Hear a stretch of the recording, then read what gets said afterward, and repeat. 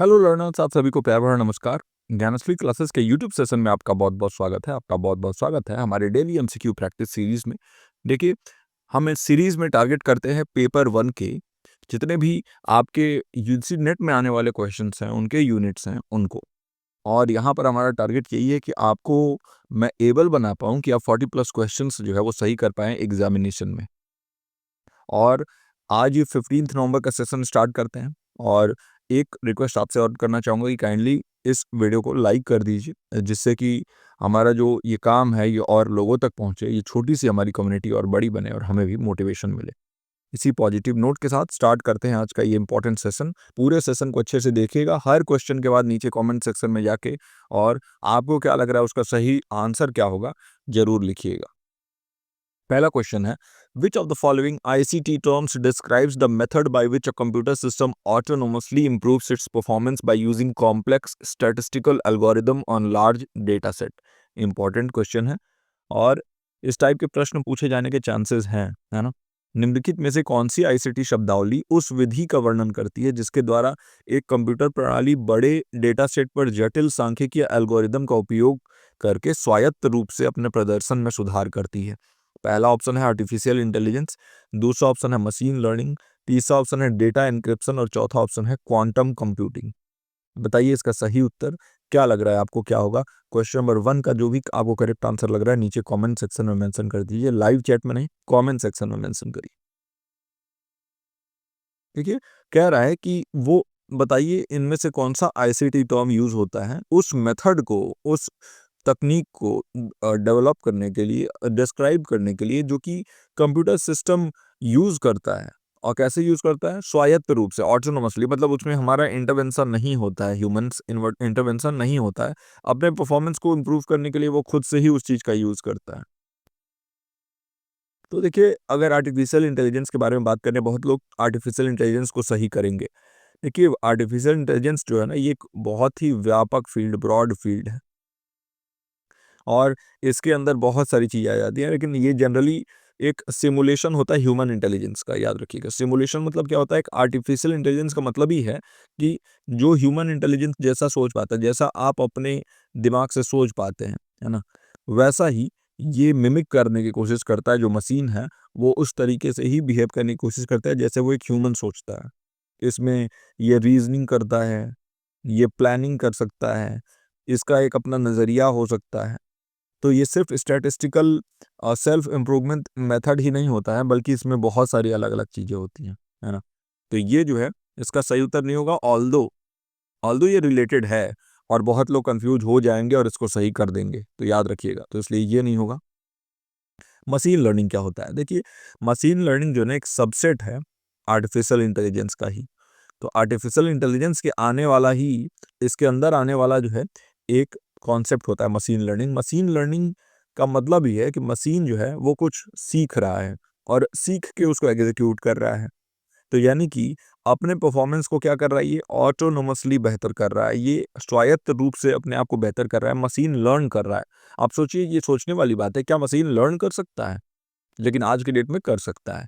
Neural engines होते हैं, जैसे हमारे ब्रेन में न्यूरॉन्स हैं, वैसे ही इनमें जो है ना आर्टिफिशियल न्यूरल इंजन्स होते हैं और वो उसको सीखने में मदद करते हैं। इनको ट्रेन किया जाता है, ट्रेन करने के बाद ये बिल्कुल ही जो है एक ह्यूमन की तरह सोचना स्टार्ट कर देते हैं। तो machine learning technique specifically use होता है कॉम्प्लेक्स जो सांख्यिकीय मॉडल्स हैं, स्टैटिस्टिकल मॉडल्स हैं, इनको यूज करने के लिए, पैटर्न्स को देखने के लिए।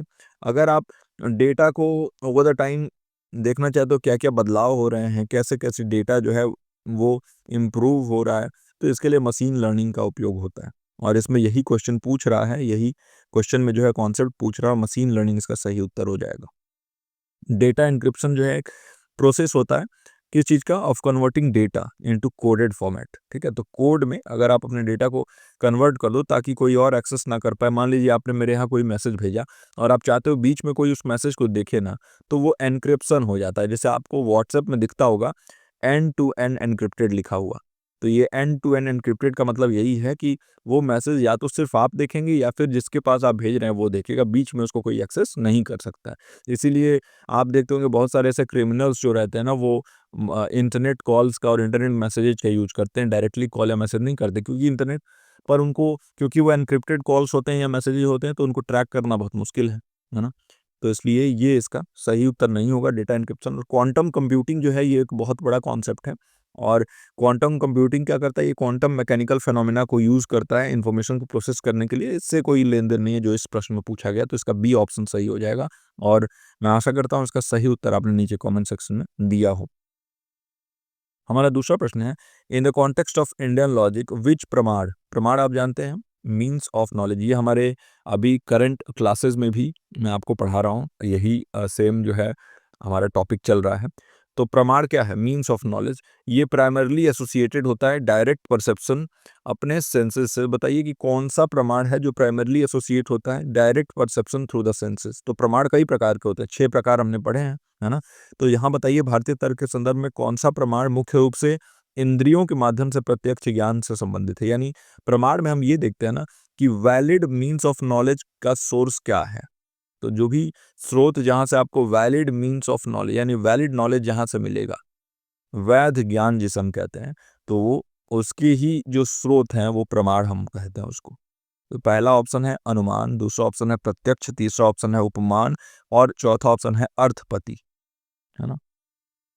तो बताइए कि क्या होगा। क्वेश्चन नंबर 2 लिख के आपको क्या लग रहा है इसका सही उत्तर क्या होगा, नीचे कमेंट सेक्शन में मेंशन कर दीजिए, और इसके बाद मैं एक एक ऑप्शन डिस्कस करता हूं। और यहीं पे मैं आपको बता दूं कि देखिए जो हमारे क्लासेस हमारे चल रहे हैं बैचेस में, तो लॉजिकल रीजनिंग मैंने स्टार्ट किया है, यूनिट 6 है लॉजिकल रीजनिंग, और इसमें हम इंडियन लॉजिक हमने स्टार्ट किया है। लेकिन अब मैं सोच रहा हूँ, ये तो एक लेक्चर्स का मैंने कर दिया है, लेकिन मैं सोच रहा हूँ ना कि अब मैं आपको वन शॉट देना भी स्टार्ट करता हूँ, क्योंकि अब टाइम बहुत ज़्यादा बचा नहीं है। तो इसीलिए जो वन शॉट वीडियोस हैं वो भी अब आएंगे। तो अभी मैं इसको होल्ड कर रहा हूँ ये फर्स्ट लेक्चर के बाद, और अभी मैं सोच रहा हूँ कि जो जो यूनिट्स हुए हैं उनके वन शॉट मैं आपको प्रोवाइड कर दूं।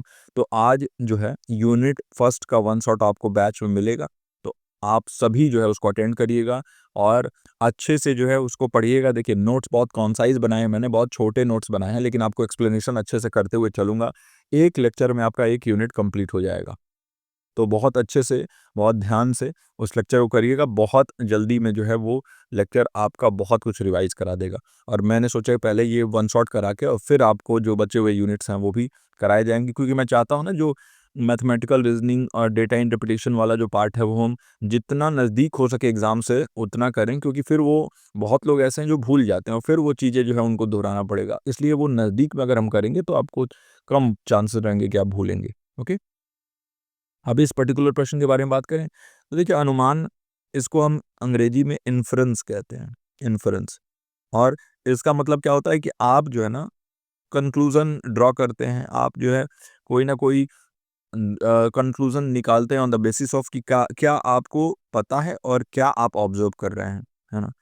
तो ये डायरेक्ट जो है सेंसरी परसेप्शन से, अपने सेंसेस से, अपने इंद्रियों से आप नहीं पता लगाते हैं, बल्कि इसमें आप जो भी चीज़ें होती हैं उसके बेसिस पे, on the basis of situation आप पता लगाते हैं। जैसे आपने जो है बादल देखे आसमान में और आपने ये अंदाज़ा लगाया कि बारिश हो सकती है, तो ये अनुमान है। आपने जो है रोड पे पानी लगा हुआ देखा, आप घर से निकले सुबह उठे और देख रहे हो कि रोड में पानी लगा हुआ है, आपने अंदाज़ा लगाया कि ये रात में हो सकता है बारिश हुई हो, तो वो अनुमान हो गया। अब प्रत्यक्ष, प्रत्यक्ष मतलब क्या होता है, प्रत्यक्ष जो है ना इंडियन लॉजिक में एक ऐसा प्रमाण होता है या एक ऐसा मीन्स ऑफ नॉलेज होता है जो डायरेक्ट परसेप्शन से डील करता है। यानी कि इसको आप अपने इंद्रियों से, अपने जो सेंसरी ऑर्गन्स हैं उनसे डायरेक्टली परसीव करते हैं, अपने सेंसेस से। जैसे कोई चीज़ ने आपने टेस्ट किया, स्मेल किया, कोई चीज़ आपने टच किया, कोई चीज़ आपने देखा, कोई चीज़ आपने सुना, है ना। तो ये क्या है, ये आपका जो है सेंसरी ऑर्गन्स हैं। और अगर इनसे आपको कोई ज्ञान की प्राप्ति हो रही है तो इसको हम प्रत्यक्ष कहते हैं। और इसमें यही कह रहा है direct perception through the senses, तो इसलिए ये इसका सही उत्तर हो जाएगा, है ना, प्रत्यक्ष। अब देखिए उपमान, उपमान क्या होता है, कंपैरिजन। तो यहाँ पर ये जो है अनुमान जो है ये इन्फ्रेंस होता है, उपमान जो है ये कंपैरिजन है। और उपमान जो है ये डायरेक्ट सेंसरी परसेप्शन से नहीं होता, बल्कि एक नोन एंटिटी को एक अननोन एंटिटी से आप कंपेयर करते हो। यानी एक चीज़ जो आप जानते हैं और एक चीज़ जो आप नहीं जानते हैं, इन दोनों को कंपेयर करके और नॉलेज डिराइव करते हैं। फॉर एग्जांपल मान लीजिए आपने कभी जीवन में नींबू खाया नहीं है, लेकिन आपको संतरे का स्वाद पता है। तो आपने बताया कि देखो नींबू जो है वो कुछ कुछ संतरे की तरह लगता है, लेकिन बहुत ज़्यादा खट्टा होता है उससे। तो ऐसे क्या हो गया, आपने जो चीज़ जाना उसको अननोन को जो है ना एक्सप्लेन करने के लिए यूज़ किया, तो ये उपमान होता है, ये नहीं होगा। और अर्थपति क्या है, ये पोस्टुलेशन कहते हैं इसको हम, यानी कि आप जो है ना एक ऐसा तरीका है नॉलेज डेराइव करने का जिसमें आप इनडायरेक्टली कोई भी फेनोमेना एक्सप्लेन कर रहे हैं जब दूसरे मेथड इनसफिशिएंट होते हैं, तो ये भी नहीं होगा। इसका सही उत्तर बी हो जाएगा। तो आई होप कि नीचे कमेंट सेक्शन में इसका सही उत्तर आपने दिया हो, है ना। अब हम अपने तीसरे प्रश्न पर चलते हैं। Which statistical measure is best suited for evaluating the consistency of data in educational research. शैक्षिक अनुसंधान में डेटा की संगति का मूल्यांकन करने के लिए कौन सा सांख्यिकीय माप सबसे उपयुक्त है? पहला है मीन, दूसरा है स्टैंडर्ड डेविएशन, तीसरा ऑप्शन है मोड और चौथा ऑप्शन है मीडियन। अच्छा प्रश्न है ना। बताइए इनमें से कौन सा वो स्टैटिस्टिकल मेजर या सांख्यिकीय माप है जो सबसे ज़्यादा उपयुक्त है, बेस्ट सूट करता है कंसिस्टेंसी को, अगर आप इवेलुएट करना चाहते हो डेटा के एजुकेशनल रिसर्च में। देखिए मीन जो है ना, ये एक मेज़र होता है सेंट्रल टेंडेंसी का, आपको पता होना चाहिए, है ना। अगर आप सेंट्रल टेंडेंसी मेज़र करना चाहते हो तो मीन एवरेज की तरह ही होता है। तो ये स्प्रेड नहीं बताता, ये नहीं बताता कि कहाँ तक डेटा फैला हुआ है, या कंसिस्टेंसी नहीं बताता है डेटा की वैल्यू का, तो ये नहीं होगा। स्टैंडर्ड डेविएशन जो होता है, ये क्या होता है, इसको यूज़ किया जाता है डिस्पर्सन मेज़र करने के लिए। ये डेटा कहाँ तक बिखरा हुआ है, या फिर कितना वेरिएबल है, उसके अंदर कितना वेरिएट करता है, वेरिएबिलिटी कितनी है। और इससे डेटा की कंसिस्टेंसी मापना जो है ना, ये काफ़ी ईज़ी हो जाता है, क्योंकि इसमें आप देख पाते हैं कि हाँ, डेटा कहाँ तक फैला हुआ है। तो एक लो स्टैंडर्ड डेविएशन जो है ना, एक हाई कंसिस्टेंसी दर्शाता है, याद रखिएगा।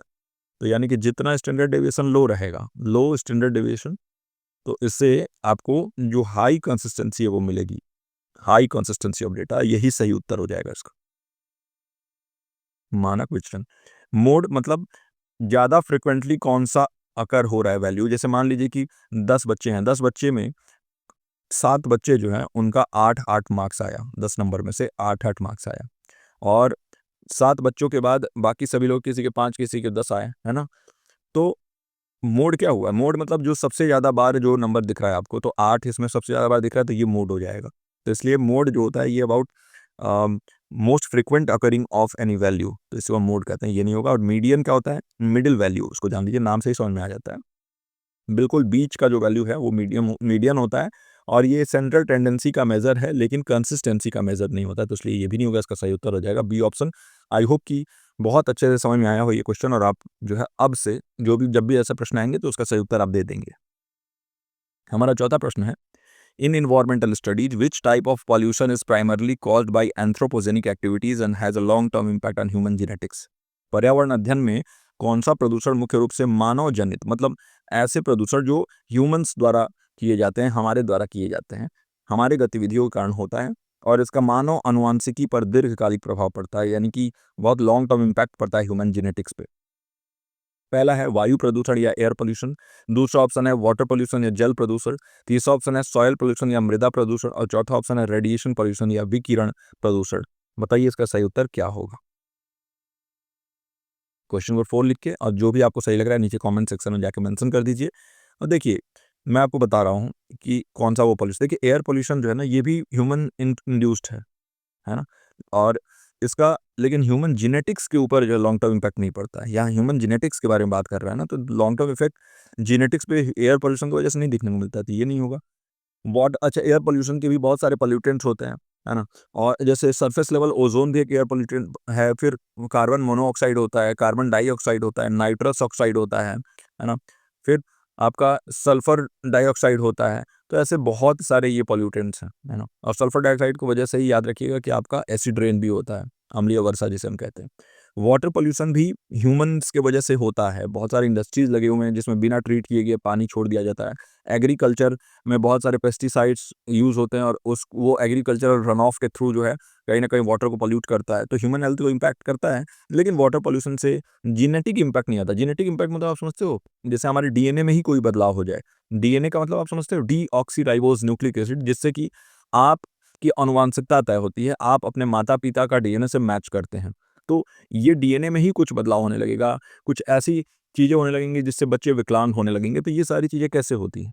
सॉइल पोल्यूशन से? नहीं, सॉइल पोल्यूशन भी प्लांट और एनिमल हेल्थ को ज़रूर इम्पैक्ट करता है। इसमें भी मानव या ह्यूमन्स का रोल है, लेकिन ये भी जेनेटिक इम्पैक्ट नहीं डालता है। रेडिएशन पॉल्यूशन का सही उत्तर होगा। विकिरण प्रदूषण, आपने रेडिएशन का नाम सुना होगा। रेडिएशन पॉल्यूशन ये जो है ना न्यूक्लियर एक्टिविटीज़ से होता है, मान लीजिए ऐसी जो है कुछ चीज़ें माइन कर रहे हैं आप, जहाँ जो चीज़ जो है ना हमारे जेनेटिक्स के लिए सही नहीं है। एक झारखंड का एक कोई जगह था, मैं अभी डॉक्यूमेंट्री देख रहा था, तो उसमें वहाँ पर जो है ना ये माइनिंग होती है उस चीज़ की, यूरेनियम की, हाँ, शायद यूरेनियम की ही। और उसके वजह से जो है ना वहाँ के आस-पास के गाँव के लोगों में क्या हो रहा है, उनके अंदर वो उसकी रेडिएशन जा रही है और रेडिएशन से वहाँ बच्चे विकलांग पैदा हो रहे हैं और लगभग वहाँ 60-70% बच्चे विकलांग पैदा हो रहे हैं। तो वो क्या है? वो एक रेडिएशन का ही एग्जाम्पल है जो लॉन्ग लास्टिंग इफेक्ट छोड़ देता है हमारे जेनेटिक्स पे, और इससे जो बच्चे पैदा होंगे उनमें बहुत सारे जो है ना प्रॉब्लम्स आ जाती हैं। इससे म्यूटेशंस जो है जनरेशंस के अक्रॉस देखने को मिलता है। म्यूटेशन मतलब बदलाव हो जाता है हमारे पूरे जेनेटिक्स में ही। तो यही इसका सही उत्तर होगा। या तो ये न्यूक्लियर एक्टिविटीज से हो जाती है, जैसे जापान में हिरोशिमा और नागासाकी जो जगह पे एटम बम अमेरिका ने गिराया था, तो उसका इम्पैक्ट आज भी देखने को मिलता है वहाँ पर। उस शहर में आज भी लोग जो है ना कई बार वो विकलांग पैदा होते हैं। अब सोचिए कितना लॉन्ग टर्म इम्पैक्ट है इसका। अभी जो भोपाल गैस त्रासदी हुआ था, इसमें भी सेम चीज़ देखने को मिलता है। इसमें भी जेनेटिक्स में बहुत बदलाव देखने को मिला और बच्चे वहाँ विकलांग पैदा होने लगे। तो ये सभी रेडिएशन पॉल्यूशन है और यही इसका सही उत्तर होगा।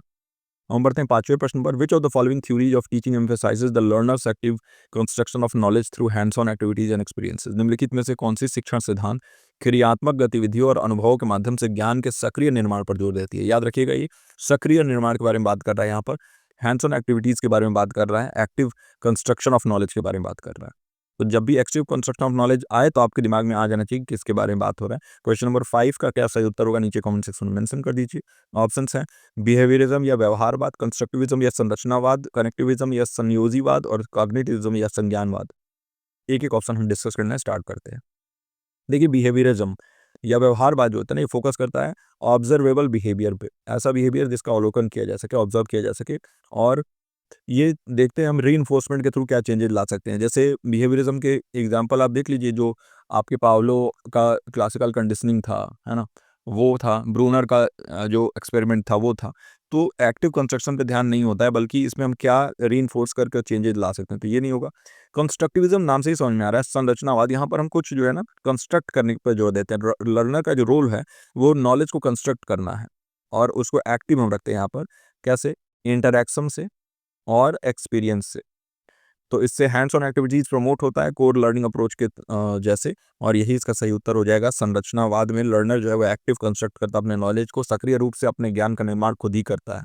कनेक्टिविज्म जो है ना, ये ज़्यादातर देखें तो लर्निंग एक डिजिटल नेटवर्क इन्वायरमेंट में हम कैसे करते हैं, इससे मतलब है, तो ये नहीं होगा। कॉग्निटिविज्म जो है ये फोकस करता है इंटरनल कॉग्निटिव प्रोसेस पे, हमारे जो आंतरिक, हमारी जो बुद्धिमत्ता है, हमारी बुद्धि की क्षमता है, उसमें क्या-क्या प्रोसेसेस होते हैं, जैसे थिंकिंग, हम क्या सोचते हैं, मेमोरी, इसके ऊपर जो है फोकस करता है। डायरेक्ट एक्सपीरियंशियल नॉलेज कंस्ट्रक्शन पे इसका फोकस नहीं होता, तो ये भी नहीं होगा। इसका सही उत्तर हो जाएगा बी ऑप्शन।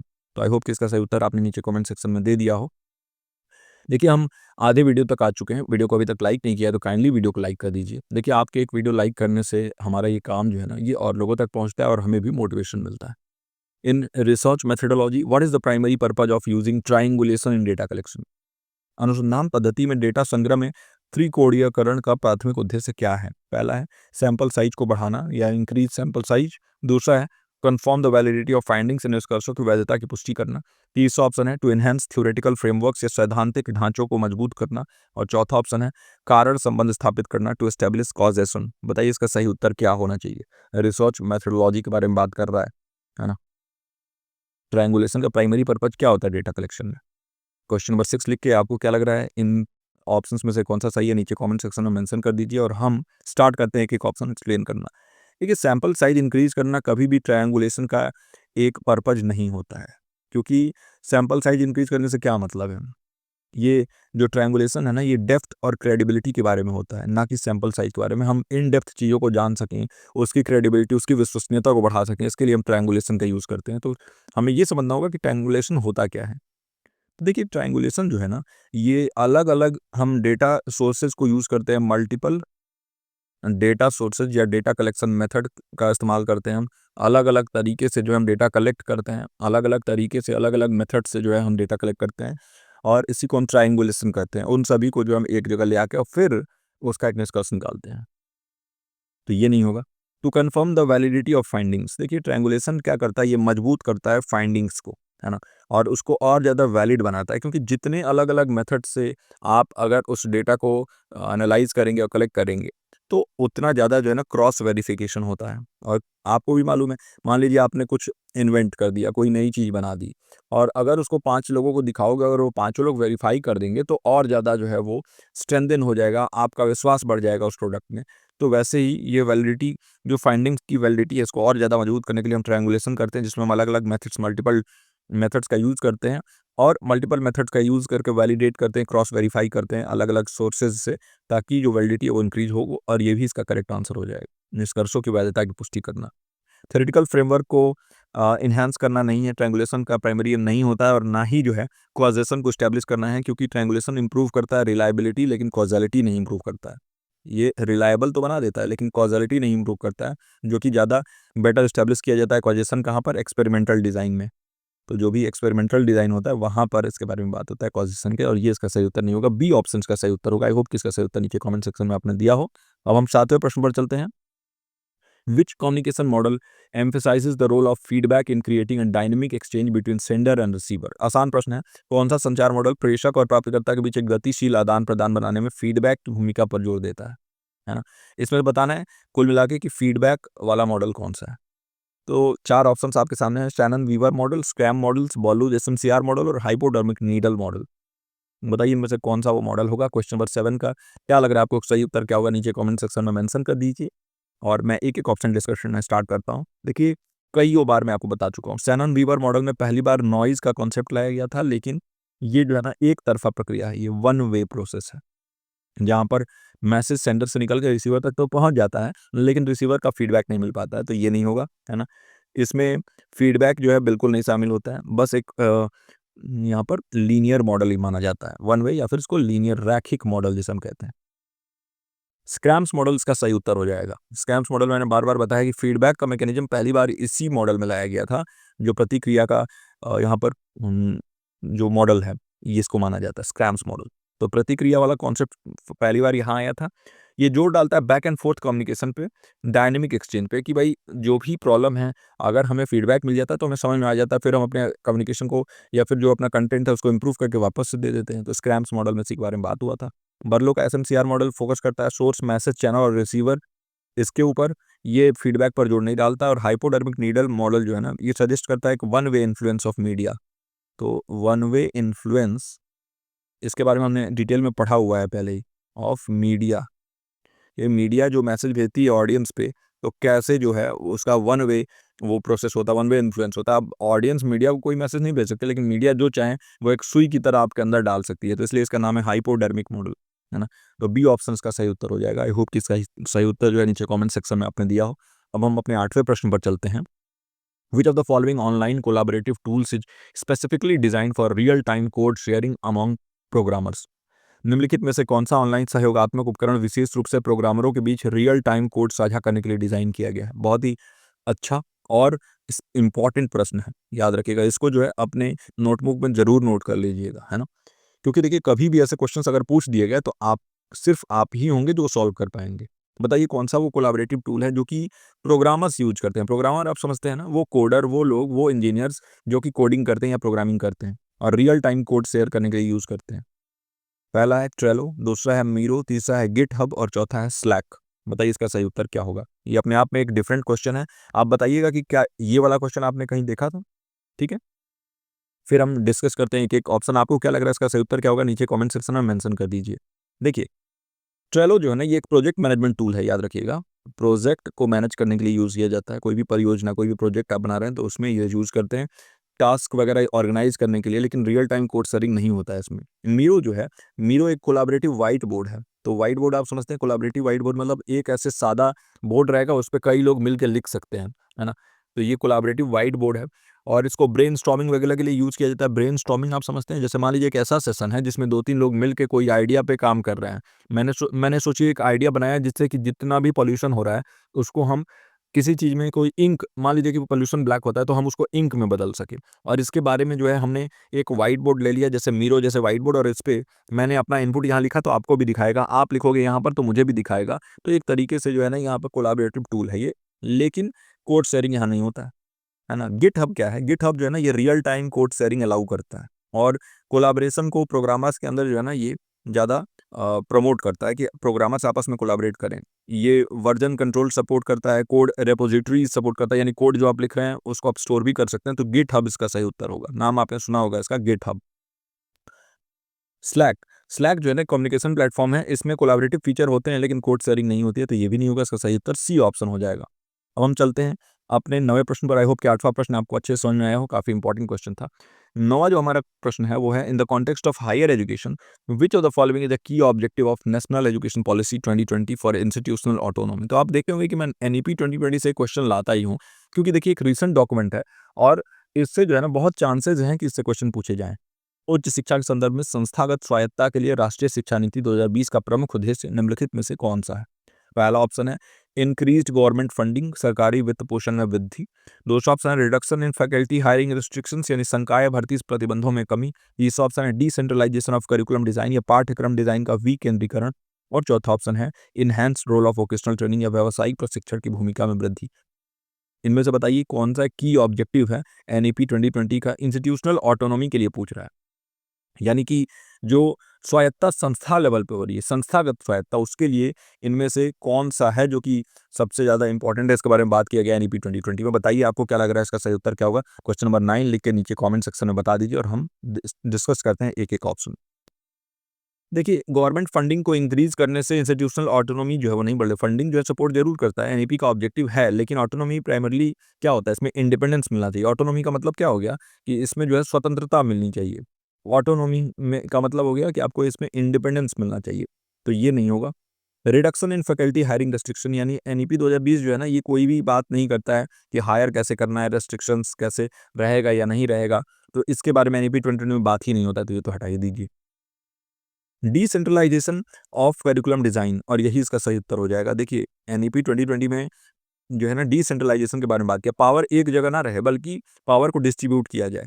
तो इसका मतलब ये है कि एनईपी 2020 एम्फसाइज करता है एकेडमिक ऑटोनॉमी पे। एकेडमिक ऑटोनॉमी का मतलब क्या हो गया कि यहाँ पर आप इंस्टीट्यूशन लेवल पे आप एबल होंगे कि आप अपने करिकुलम को खुद डिजाइन कर पाएं, अपने पाठ्यक्रम को डिजाइन कर पाएं, आपके जो स्टूडेंट हैं या फिर आसपास के जो सोसाइटल नीड्स हैं उसके हिसाब से आपका डिजाइनिंग ये हो पाए, तो ये आपको स्वायत्तता दी जा रही है। वोकेशनल ट्रेनिंग के बारे में एनईपी जरूर बात करता है, लेकिन डायरेक्टली इंस्टीट्यूशनल ऑटोनॉमी से इसका कोई लेन देन नहीं, तो ये भी नहीं होगा। इसका सही उत्तर सी ऑप्शन हो जाएगा। आई होप कि इसका सही उत्तर आपने दिया हो। अब हम प्रश्न नंबर 10 पे बढ़ते हैं। In research ethics which principle focuses on researchers responsibility to minimize harm to participants while ensuring confidentiality. बताइए अनुसंधान नैतिकता में कौन सा सिद्धांत प्रतिभागियों को नुकसान कम करने और गोपनीयता सुनिश्चित करने की जिम्मेदारी पर जोर देता है? बेनिफिसेंस, नॉन मैनिफिसेंस, फिडेलिटी और रिस्पेक्ट फॉर ऑटोनॉमी। इसका सही उत्तर जो है मैं आपको बता देता हूँ, वो है नॉन मैलिफिसेंस। और ये इसलिए मैं जल्दी बता रहा हूँ क्योंकि ऑलरेडी हमने क्वेश्चन किया हुआ है। और नॉन मैलिफिसेंस मतलब क्या होता है, जोर डालता है कि कैसे हार्म कम किया जाए, पार्टिसिपेंट्स को कम हार्म हो, सेफ गार्ड किया जाए कॉन्फिडेंशियलिटी उनकी, और रिसर्च एथिक्स को सेंट्रल बनाया जाए रिसर्च में। यानी कि जब भी हम अनुसंधान कर रहे हैं तो उसमें एथिक्स जो है वो बहुत इंपॉर्टेंट है, नैतिकता बहुत इंपॉर्टेंट है, और उस नैतिकता वाले मूल्य को हम ज़्यादा जोड़ दें, तो यही इसका सही उत्तर हो जाएगा, नॉन मैलिफिसेंस। बेनिफिसेंस जो है ना ये फोकस करता है कि आप अच्छा करें, है ना, बेनिफिट करें पार्टिसिपेंट्स को, लेकिन ये हार्म प्रिवेंशन के बारे में और कॉन्फिडेंशियलिटी के बारे में बात नहीं करता है। फिडेलिटी जो है ये लॉयल्टी और ट्रस्टवर्दीनेस के बारे में बात करता है कि फिडेलिटी मतलब क्या, कि आप लॉयल रहें और ट्रस्टवर्दी रहें, जो भी रिसर्चर और पार्टिसिपेंट का रिलेशनशिप है। इसमें हार्म रिडक्शन के बारे में बात नहीं होता। रिस्पेक्ट फॉर ऑटोनॉमी मतलब कि भाई पार्टिसिपेंट्स को आप मौका दें कि वो आपके जो भी आप रिसर्च कर रहे हैं उसको छोड़ के जा भी सकें, या फिर अगर पार्टिसिपेट कर रहे हैं तो उसको फोर्स नहीं नहीं करिए, आप वो अपने मन से पार्टिसिपेट करें। तो बी ऑप्शन इसका सही उत्तर हो जाएगा, नॉन मैलिफिसेंस। और इसी के साथ आज का ये हमारा प्रश्न उत्तर श्रृंखला खत्म होता है। होप कि क्वेश्चन नंबर 10 का भी आपने सही उत्तर दिया हो और ये सभी प्रश्न आपको अच्छे लगे हों। आज के ये प्रश्न बहुत अच्छे तरीके से डिजाइन किए गए थे और बहुत यूनिक प्रश्न भी थे। तो चलिए इन सेशन से ऐसे ही जुड़ते रहिए। अगर अभी तक लाइक नहीं किया है तो वीडियो को लाइक कर दीजिए। आप बहुत ही सीरियस लर्नर हैं अगर आपने ये पूरा सेशन देखा है और रोज देखते हैं तो डेली जुड़ा करिए हमारे इन सेशन से। बहुत हेल्पफुल है ये सेशन और बहुत ज़्यादा मेहनत जाता है इन सेशंस को बिल्ड करने में आप लोग के लिए। तो चलिए इस वीडियो में यहीं तक, मैं मिलता हूँ आपसे अगले वीडियो में। टिल देन आप अपना और अपनों का ख्याल रखिए। नमस्कार।